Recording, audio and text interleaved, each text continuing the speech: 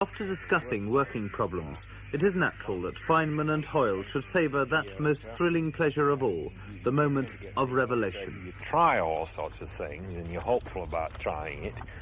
Have you had a moment when, in a complicated problem, where quite suddenly the thing comes into your head and you're almost sure you've got to be right? Oh yes, I mean, this is a great. Oh God, yeah. And then you try to figure out what the conditions were of that moment that you can do it again. Yeah. For example, I worked out the theory of helium once, and suddenly saw everything. I was struggling for 2 years, That's right. and suddenly saw everything. And one afternoon, I can remember everything about it. By the way, it's psychologically funny. You can remember the color of the paper you were writing on. Is that true? And the room and everything else. And then you wonder, what's the psychological condition? Well, I know at that particular time, I simply looked up and I said, wait a minute.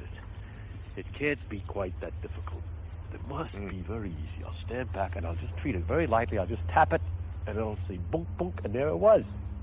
So how many times since then I'm walking on the beach and I said, well, look, it can't be so complicated. Tap it, tap, nothing happens. Nothing happens, So the lights are great, but the secret way, what's the condition? It's that missing bit in the brain, isn't it? Right. That suddenly lights up. And I have no idea. I've thought about it because some man suggested I think about that. Because if I can only figure out the formula for what condition to be in to get good ideas, I'd be much more efficient and more happy. You know? So I've often paid attention to what the condition is, and have never found any correlations with anything. By the way, it's the delight. It's absolute ecstasy.